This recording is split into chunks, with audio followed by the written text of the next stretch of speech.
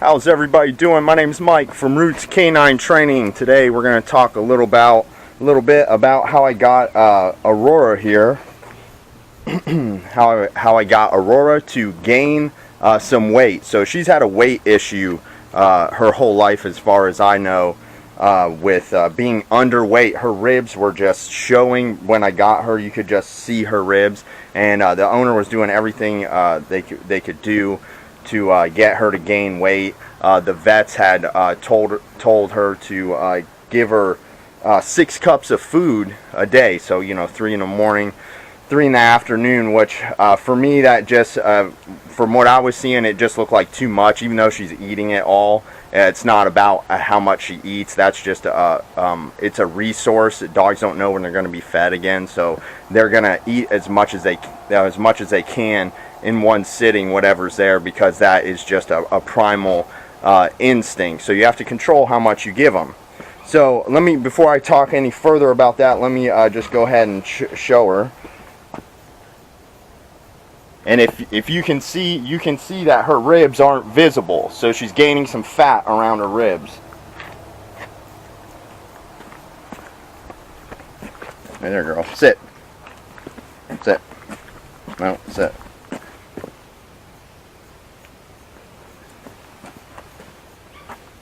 Good girl. Heel. Good. Heel.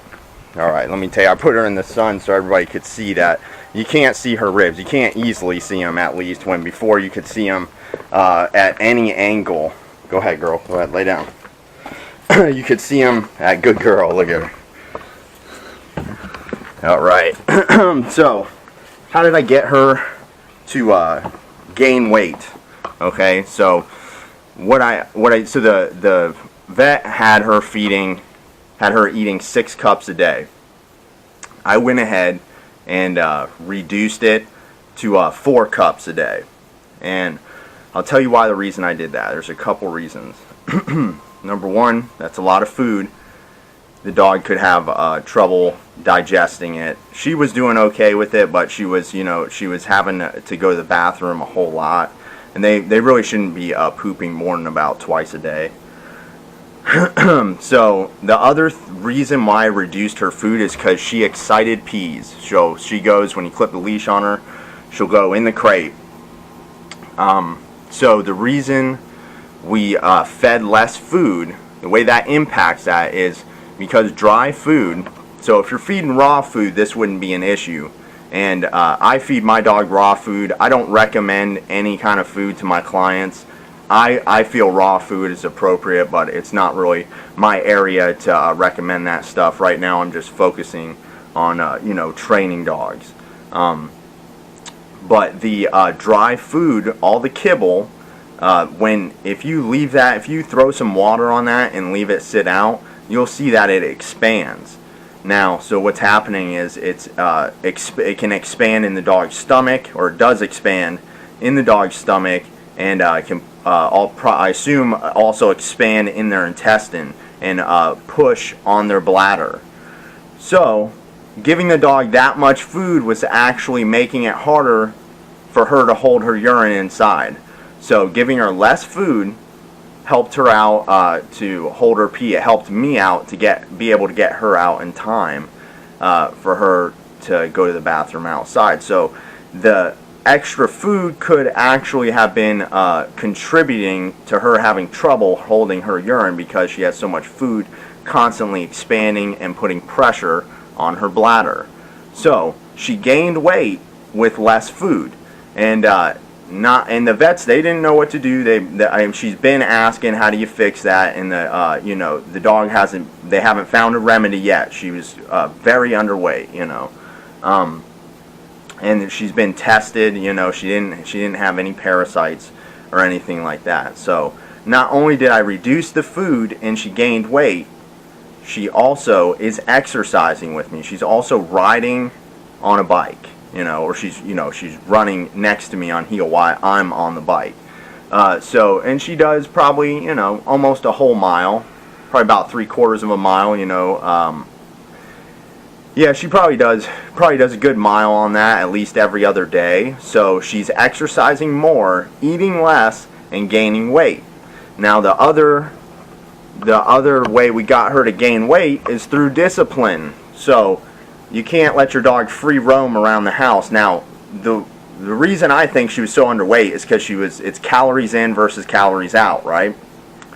She was burning more calories than she was getting through her food, and the chances are you are never going to get enough food in this dog to balance out for how many calories she's burning throughout the day, because she would do a lot of jumping. I assume in the house she probably wasn't sitting still. She was probably moving from place to place, from spot to spot in the house, doing whatever she wants to do. And also the anxiety. If you're not controlling the anxiety, then the dog is burning calories being anxious. If you allow the dog to tear up the crate or anything like that, then the dog's anxious in the crate, and they're going to burn calories doing that behavior.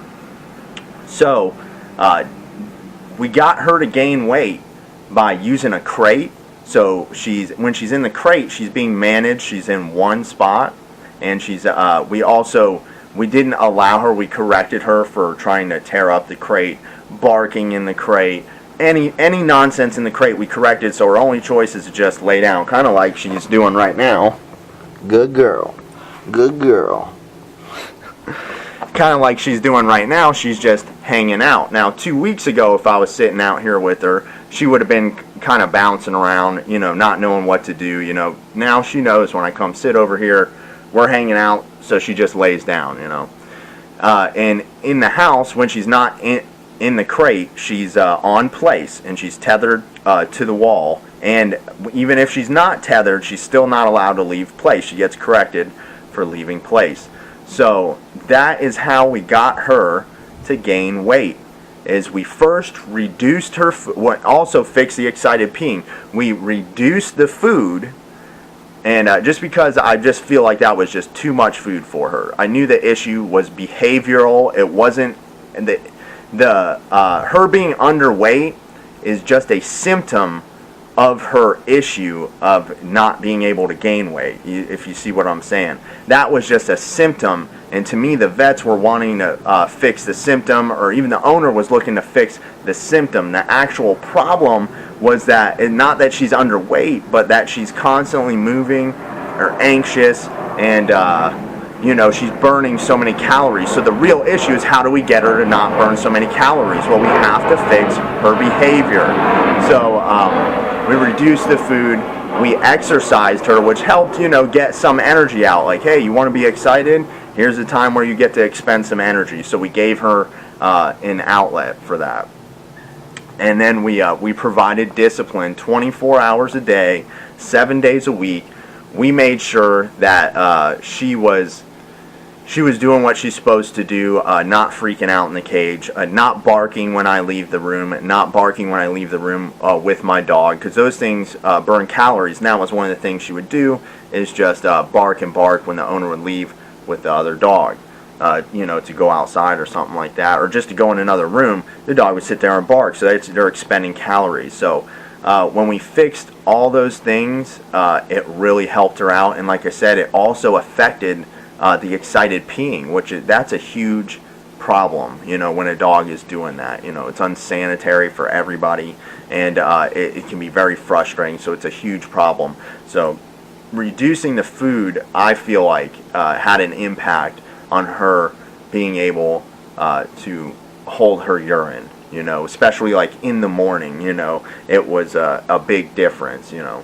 So she's doing really good, and she's gaining weight. I haven't weighed her or anything, but I can tell that she's gaining weight by just seeing the fat around her ribs, because before, no matter which angle you looked at her, you could see her ribs, and now she's looking good. She is gaining some weight, and it hasn't even been 2 weeks yet, so I'm hoping she's got another week with me. I'm hoping this last week she is really gonna pack on some pounds, because that's what we want. We want a healthy dog. We don't want them fat. We want them thin but lean. They should look lean and muscular.